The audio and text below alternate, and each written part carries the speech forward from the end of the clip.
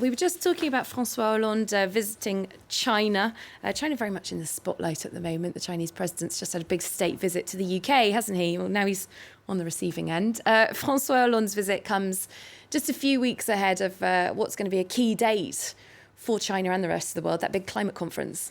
It is, absolutely. And so, yes, we've seen Xi Jinping in Europe, and now we've got Hollande going over, so the European delegate going over to China. Now, he's been meeting Xi Jinping, the Chinese premier, fixated, Le Parisien says, on getting decisive support from the Chinese premier. Now, Le Parisien, a tabloid paper here in France, says that it would be decisive support because without that support, the Paris Climate Change Conference is unlikely to be a success. So that's because China, it says, is the centre of gravity of these negotiations. Now, the aim of the conference is to limit global warming to 2 degrees Celsius between now and, of course, the end of the century. Now, the problem is that at the moment, we're headed globally for a rise of about 3 degrees between now and the end of the century. And the country that produces 25% of global greenhouse gas emissions, i.e. China, is the one that's dragging its heels the most. So Hollande there going over to persuade, and Le Parisien puts a nice little pun in its headline there, La casse-tête chinoise de Hollande. Now that actually means, in literal translation would be a head breaker, a Chinese head breaker. Like a little puzzle, isn't exactly. it? It's like an enigma. Exactly, like a Rubik's Cube, if you think any of those sorts of things. So it is a puzzle for Hollande to try and create this accord with China before the climate change conference later this month. Now, Hollande's final sprint, though, isn't ending in China, according to Le Parisien. Again, they're reporting the president is planning to take part in Al Gore's 24 hours of climate reality next week. But that's not it. That's after having visited Malta to plead the climate change case to African countries. And that's before doing the same to the G20 in Antalya, and again at a France-Pacific summit and at a Commonwealth summit later this month. So you're getting the picture. There's a lot of rhetoric coming out about climate change from Hollande. Racking up quite a lot of air miles, though. I hope he's on a particularly environmentally friendly plane. Maybe we should look into that. This is a very intense diplomatic schedule, isn't it? It is. The newspaper's also looking at what Hollande has been doing recently here in France, travelling around the country. Yeah, he has now. Centre-right Le Figaro this time takes a look at Hollande's frenetic movement around the country. They're remarking on his media omnipresence, is what they call it. But, says Le Figaro, Hollande seems unable to take advantage of his popularity. So the paper concludes that the presidential hyper-communication, which you can see there in the headline, has been a failure.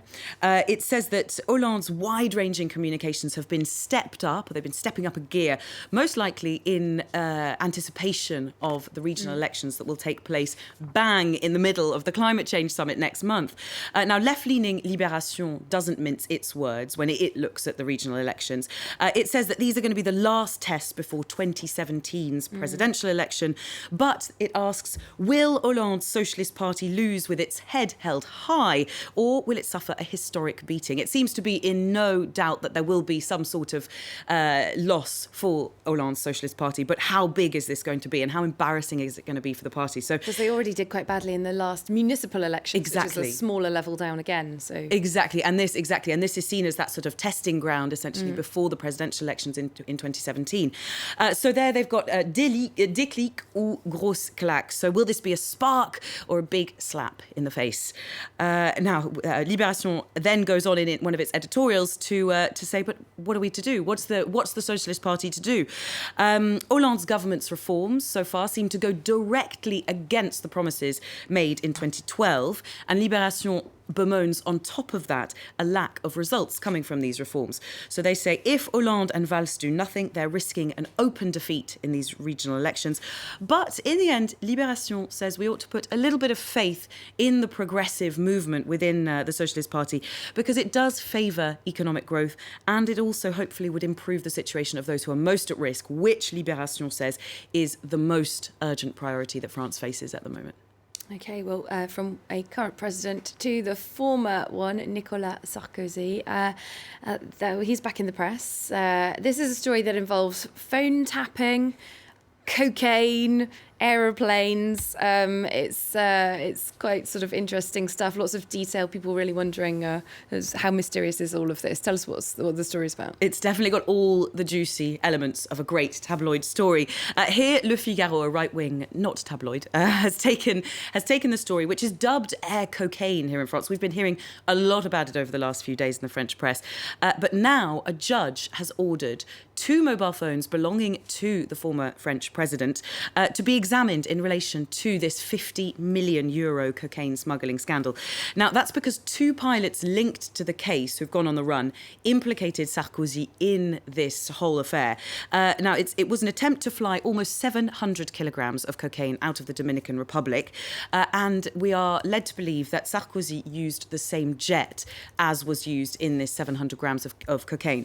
So this is why the judge has ordered for the phones to be looked at. Now, the judge asked for the data of the geolocation of those 2 mobile phones between March and April of 2013, but also for the phone bills all the way up to 2014. In the end, Le Figaro says these haven't seemed to yield a huge amount. So has Sarkozy been the victim of a very over-fierce justice system? Well, Le Figaro says, why don't we remember that over the last few years, so since 2012, Sarkozy has been implicated or questioned in 15 different scandals. So maybe we shouldn't feel too sorry for him. Now, to sort of finish with, obviously this, along with the problems that we've been talking about in Hollande's communication problems, the difficulties in Hollande's Socialist Party, the divisions there, the divisions in the left as well. All of this risks playing into the hands of the National Front at the regional elections. The polls are saying they're likely to win 1 or 2 regions next month. Not next month, rather. Yes, it is next month now. We are November. And there's a nice little cartoon here which illustrates the political game being played. Looks like a rugby match, but they've got a football. It does, exactly. It's the scrum, but with the football. So we've got all the elements, the World Cup's just finished, everything else. But it's the political field, the political playing field. And the question there is, what are they playing? And then the other boy next to him answers, I don't really know. Maybe they're playing the game of the National Front, because we've heard the games of every other political party. So now it's the National Front's one. All right, lots of political goings on here in France. Thanks so much, Belle Lupton, who'll be looking through the international papers for us later on.